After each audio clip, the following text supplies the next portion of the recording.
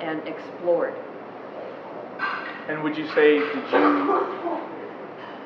did non-monogamy find you first, or did kink find you first, or which did you find first?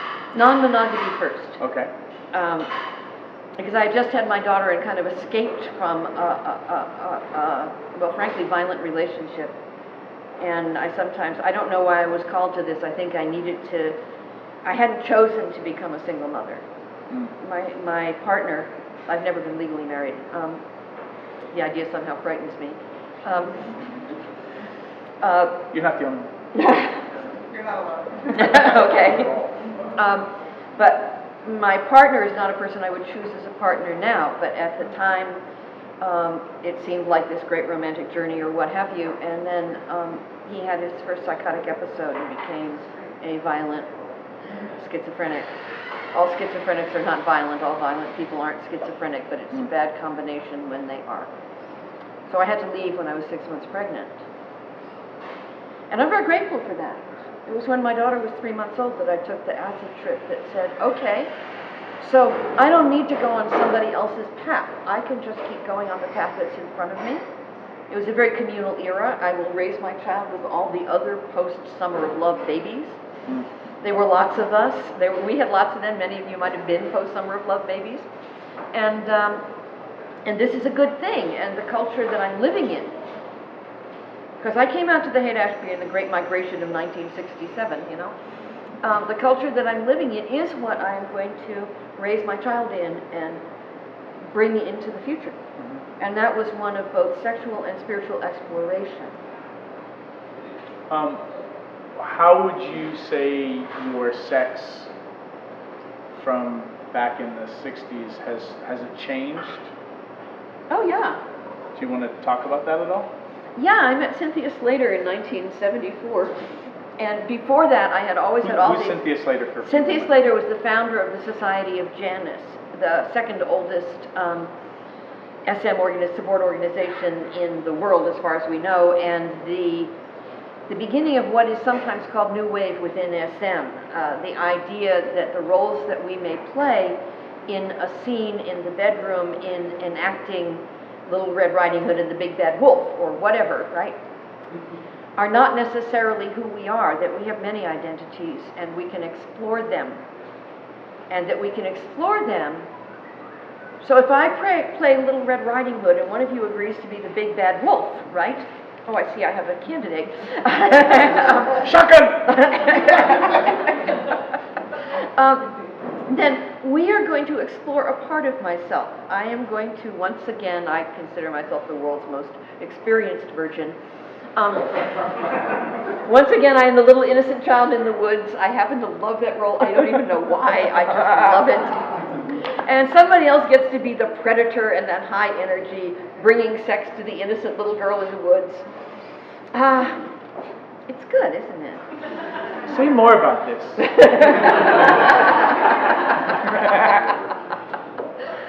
But also in doing that, it's like I am exploring. What was this meaning of innocence that I believed I was supposed to treasure? What is that? Why do I like it? What's it about? My new book, I am sort of collecting people's explorations in these stories, and what is it like to take a part of yourself. Jung had a theory about personae, that we have many personalities within us.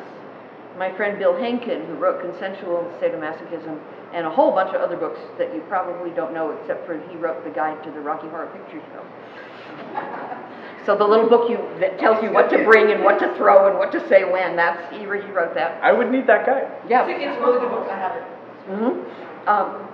He writes under a lot of names. But he has a theory of multiple personality order. So if I go play Little Red Riding Hood for an evening with you, and you play Big Bad Wolf, then when we are through, we are no longer Little Red Riding Hood and the Big Bad Wolf. This is not difficult. When we are finished, we have a big snuggle, we eat something, right? We get up, untie whoever is tied up, and so on. That happens after the eating? I know it's not. Well, it's optional. Okay. It's optional. Okay. I'm not kinky. Yeah. You can feed people in bondage, why not? Oh, okay. if they've wandered, I mean, sometimes in these explorations, we kind of wander off to another planet. There's a whole issue here about states of consciousness and what happens when we raise endorphins and what happens when we throw ourselves into a small part of ourselves that wants to play a very intense role. And what do we learn from that? What energy do we wake up? But we go into almost trance-like states of consciousness, and that's one of the things that interests me. I mean, I do it because it's hot, but I also like, as a therapist, I like to explore the question of what are we doing when we do it. Why is rope so rope is like a trance. You might as well go and do mindfulness meditation, except frankly rope is easier. Thank you. Can you all hear us in the back, by the way? We don't have microphones. Is it good? Yeah. Okay, great, thank you. Does that answer your question? It does, it does. So can you say a little bit more about your next book? I want to write a book about it's sort of like, how many people in this room know who Clarissa Pinkola Estes is? I have a couple, okay. There are people I read a lot, her and Christine Downing and a bunch of other people. Joseph Campbell was very famous, mythologues, people who study the myths that we have created, the stories, the folk stories, the children's stories. In this case, we can include Marilyn Monroe as a myth. Does that make sense? She created a character who became a myth in the culture. There are reasons why she was there in the 50s, in a particular time, in a particular way. She used to talk to people about, you want to see me do Marilyn. They show that in every one of her biopics, that suddenly she turns into Marilyn and everybody recognizes her and starts running around. So what is this stuff, basically, is what I want to do. I want to collect people's experiences, which I am doing in certain workshops that I'm teaching, of what it would be like for them to be the Big Bad Wolf or Little Red Riding Hood, what it would be like for them to be Goldilocks or one of the three bears, or whatever it is we're playing. I have a certain set of themes that I'm fond of, but other people play different themes, which are equally good. There is no better theme. By the way, there is no one true story, okay? I am a pluralist. I believe in all the gods, or none of them, depending on how you want to look at it. How much time do we have, Fish? I just want to don't want to... It is 7:10. Okay, so we're going to get to cue questions in a minute, so percolate on questions. So my question for you, because I was trying to think, like, what's a good question for Dossie? And you kind of hit on it with Kinsey saying the only unnatural act is the one that can't be performed. So what's the scene or the thing you're like, this is what I wish I could do? What's the scene you want to do that you can't do? Well, I have a bunch of fantasies that are rather science fiction, where I get to imagine environments designed for all kinds of outrageous forms of sex, creatures designed with appendages, and I love you so much. abilities to vibrate things and whatever, trained octopuses, whatever, and so I like that kind of thing. So I guess this is the unnatural acts that you can't actually do. But again... Give genetics about 50 more years. Yeah, okay, oh good, thank you. By that time I'll need it, if I keep breaking things. But it's kind of like, that's the sort of unreachable dream. Mm-hmm. The actual dream is that I really love my life. And I take my security from my community, and that's how I want it to be. The actual dream is I got to live my dream already. Mm. I am very happy with my dream. Thank you. I'm going to end on that one. That was good. Okay. Oh, but wait. Oh, no, we've got questions, and then... I think we can end on that. Okay, we'll end. We have a surprise. We have a surprise for you. Okay, so questions. We have one back there. I was wondering how you balance your therapy practice, which would require you being around your co-moms quite a bit with all of the traveling and speaking. So how do you balance your practice with your professional or personal, your public. the rest of your life? First of all, I am entirely out of the closet as a therapist, as any of you have checked out my website will know. There are no secrets. The people who come to me for therapy, and I'm training 3 interns, so I'm practically operating a clinic, are people who want kinky therapists, slut therapists, perverted therapists. This is, and it is my great privilege to serve my community in this fashion. It makes me extremely happy, whether it's someone who's recovering from some terrible childhood or some terrible immigration experience or whatever, right? Or whether it's a couple that love each other and are having a real hard time with something. That just makes my day to be able to be helpful in some way with all this. So I get to practice out of the closet. Everybody knows I teach at conferences. Matter of fact, everybody knows that the reason I travel around and teach at conferences is because the one limit I put on myself for my therapy practice in the Bay Area is that I don't go to play parties or play in public in San Francisco area, because I have ceded that territory to my clients. That territory belongs to my clients now. I had it for 25 years. I can't complain. But I can come to Dallas and trash out.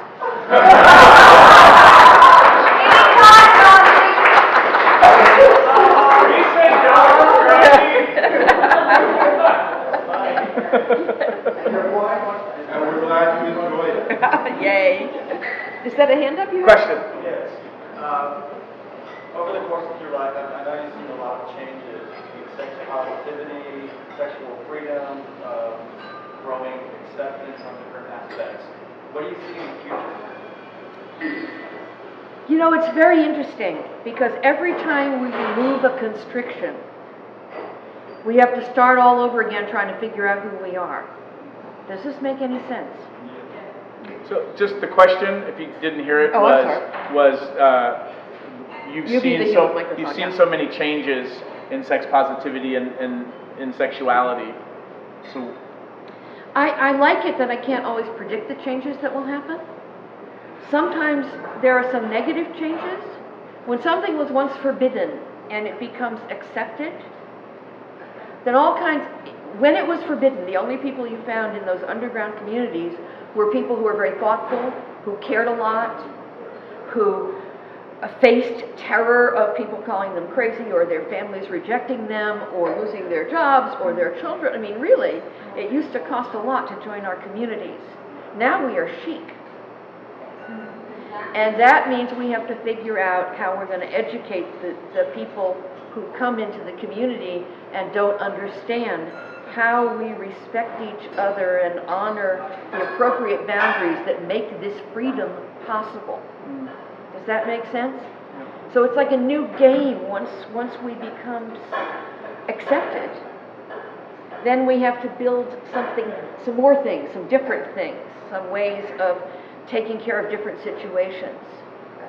Where are our limits? How do we set them? Who do we allow into our parties? What behavior will we decide somebody ought to intervene with? You know? Does that make sense? mm-hmm. So there's a lot of work to be done, and then a new constriction gets busted open. Makes me so happy. The young people are going back to psychedelics. And Burning Man is getting awfully big and awfully fashionable. So now we have people who don't really know what they're doing and don't know how to do it safely, exploring psychedelics. I was part of the first wave of that back in the 60s and trained as a psychedelic crisis guide. I used to work at the Haight-Ashbury Medical Clinic with people who came in freaked out on trips. That was some of my first formal therapeutic work that I did. And we're going to have to do this all over again. So there's a whole thing, really evolving it. Then the final thing that happens is a question of identity. Suddenly, I'm not a leather woman, I'm not a dyke, I'm a person who does these things, which is more true, but our sense of identity that we invested in these minority communities starts becoming less important. Does that make sense? And it's kind of hard, because I lived with gay men from 1974 to 1989. So my identity is actually more invested there than anywhere else. And But the plague came along in the 80s, and so there were great losses, and that was something that wasn't expected. But does that answer your question at all? Yes. Okay, good. Other questions? Yes. I'm going through a major transition in my life, and I just wanted to ask you if you have any tips for people who are maybe new to the realization of just being polyamorous, and, you know, just kind of understanding tips for me, I guess, and my new travel journey with this. I have one. Tips for people who are finding out that they're being called to poly, or all of a sudden maybe elbow deep in poly, and tips for that, navigating